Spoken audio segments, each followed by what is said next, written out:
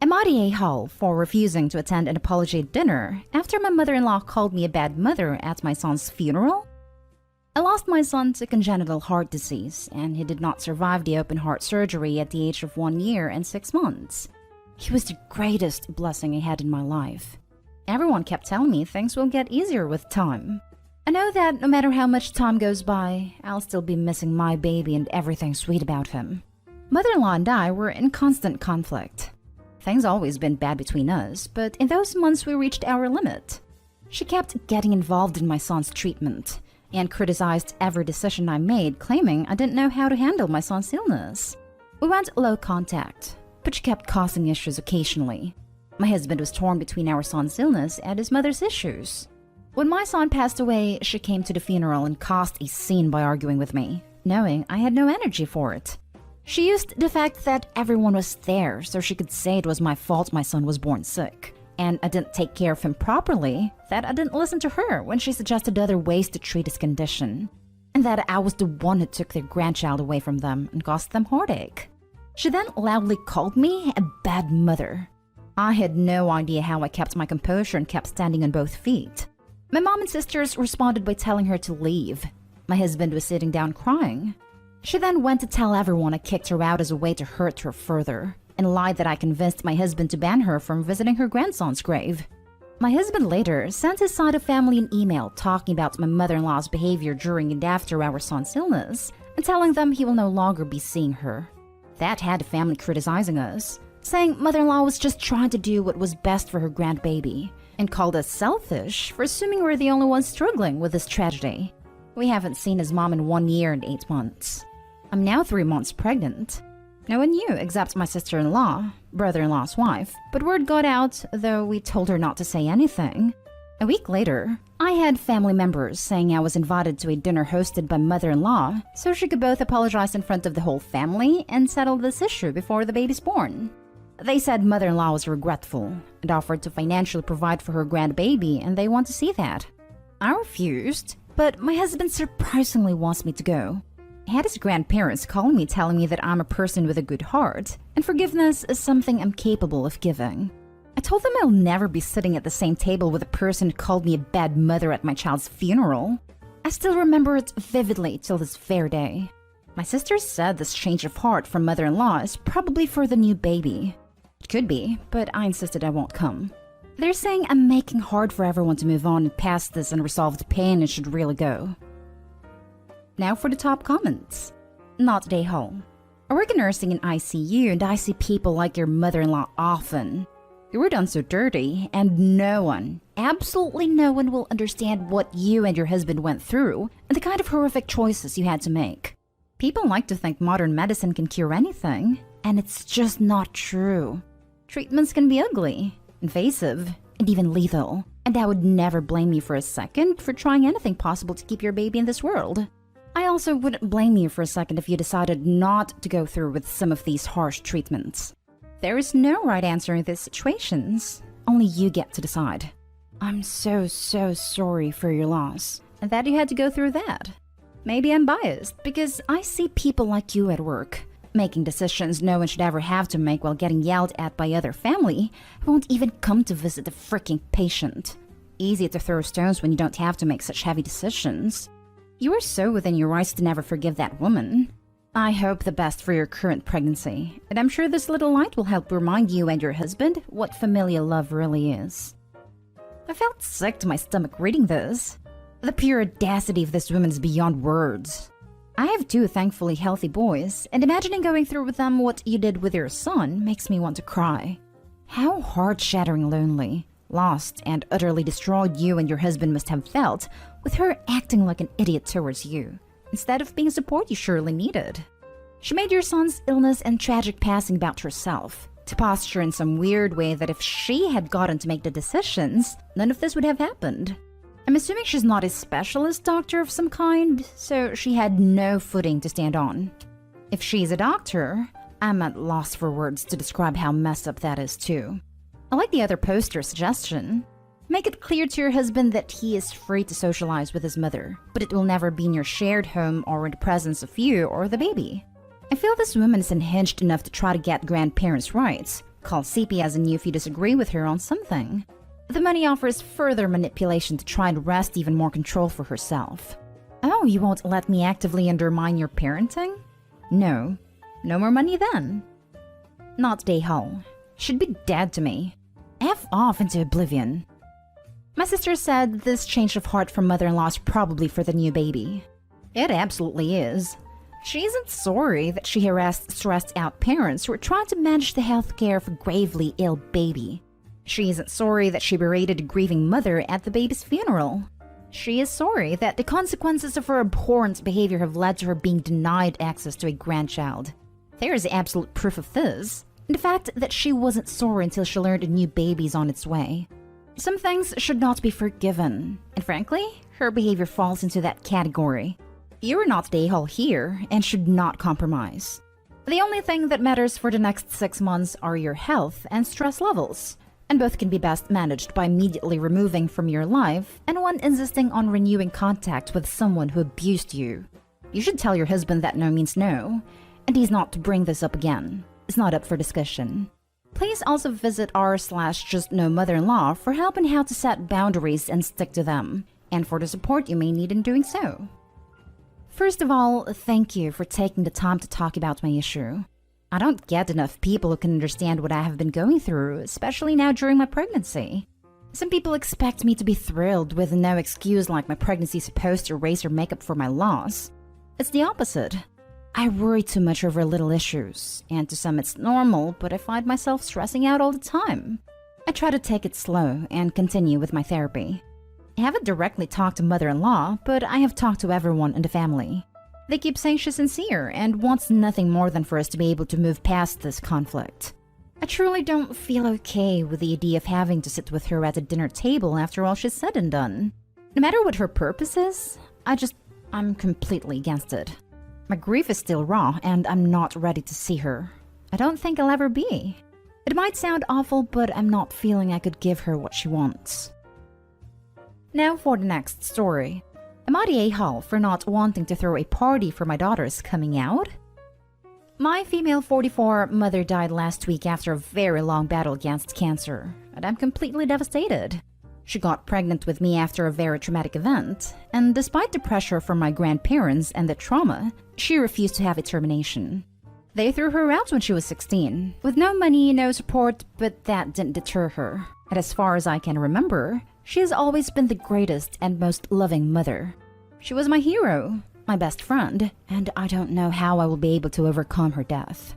2 hours after my mother's death, my daughter Amélie, female 20, decided that it was the perfect time to come out to cheer me up. Her words, not mine. I must admit that I was very unsettled by the loss of my mother, but I still tried to tell her that I was happy for her. Maybe not as happy as she expected, but I really tried to show her my love and support because she's my baby, and I want her to be happy and to know that I love her. The next day, she came to me saying that she forgave me for my attitude, and that she wanted to talk about the preparations for a coming out party. I was a little confused, but I asked her when she wanted to throw that party, and she said the coming Friday.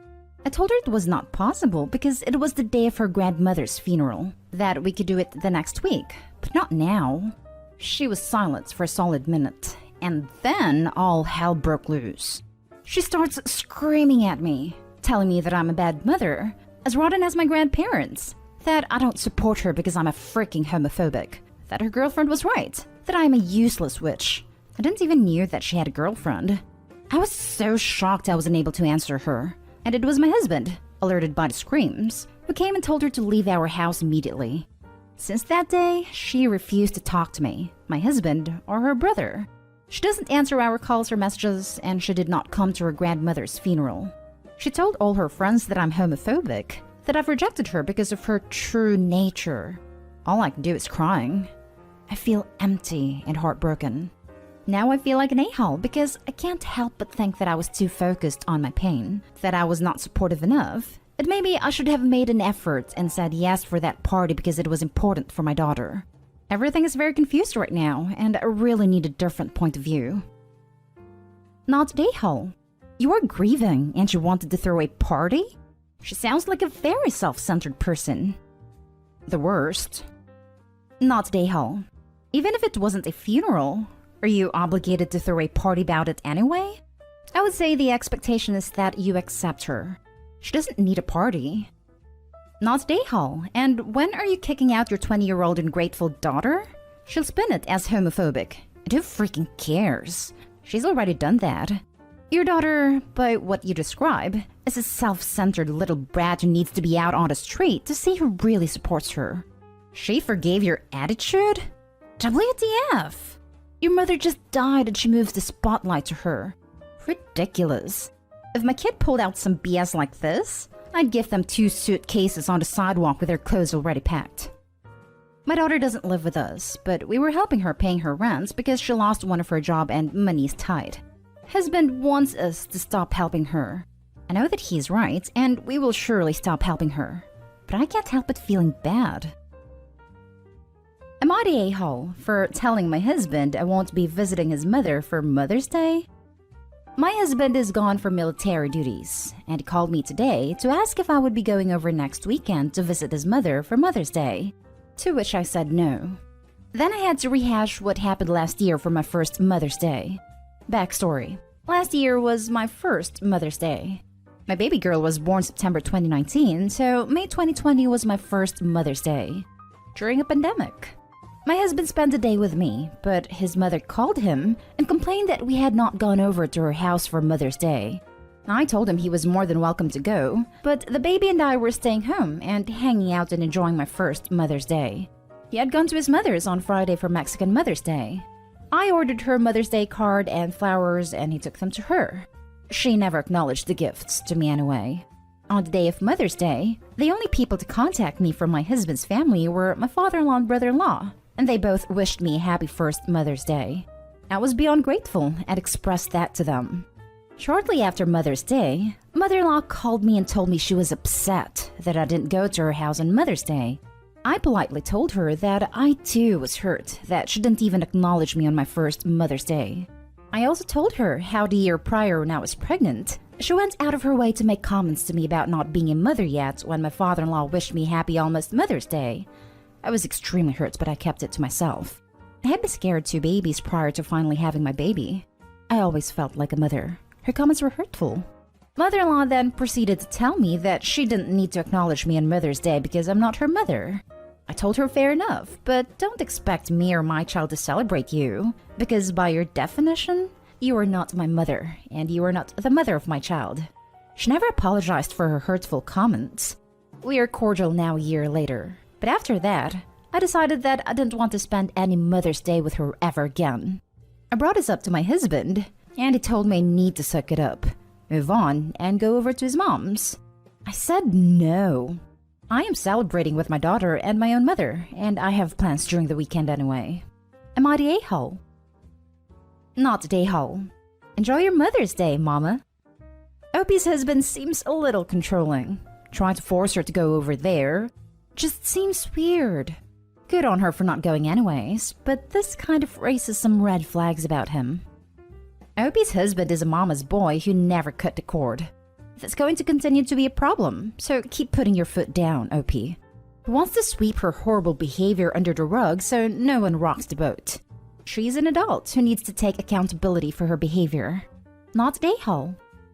The problem here is your husband, not the a-hole. Yeah, I think the husband needs to stop sucking it up and finally let his balls drop. Not the a-hole. Opie, you do you, boo. Happy Mother's Day. Not the a-hole. You're celebrating with your own mother and your husband is responsible for his.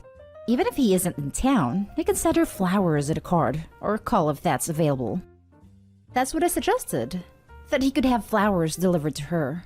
Send her a gift. Call her. Not my mother, not my responsibility. I'm responsible for one woman in Mother's Day, and that's my own mother.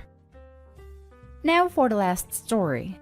I'm not the a-hole for telling my sister-in-law nobody forced her to come when she complained about my food.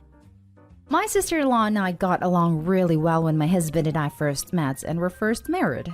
Then she took offense when I ended up missing her 30th birthday party because I already had prearranged, prepaid plans with a couple of my friends. To clarify, the party was not on her actual birthday. It was 2 weeks earlier, and so I didn't see any reason to check the date with her. But She could not accept me picking them over her, which is how she views it. Even my husband told her it wasn't fair to expect me to lose out, when it's not like I planned it on her actual birthday. But it hasn't been the same since. Ever since, whenever we're hosting my in-laws or whenever we bring food, she criticizes it. My husband and the rest of the family have called her out on being ungrateful. They have told her that she should let the party thing go, but she doesn't. My cooking or baking was never an issue before she got pissed about me not being there for her birthday. She used to ask me for recipes and would cook together for Christ's sake. This past weekend, we hosted a small dinner with family, both sides, to celebrate the impending arrival of mine and my husband's first child. Kind of like a baby shower, but smaller and much less fuss. Sister-in-law was going off on the food again, and I had enough. I told her nobody was forcing her to come if she hated my food so much, and maybe we would all be better off without her constantly crap-talking me through everything, even such a happy occasion.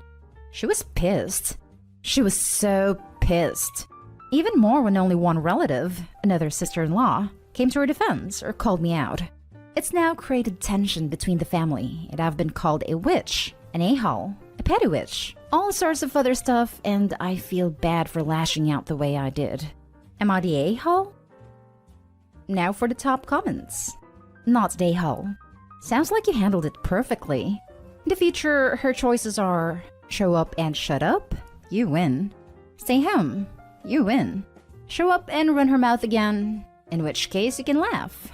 Roll your eyes in front of everyone and say, there she goes again. To make things even more fun, start a betting pool for how long it will take her to complain.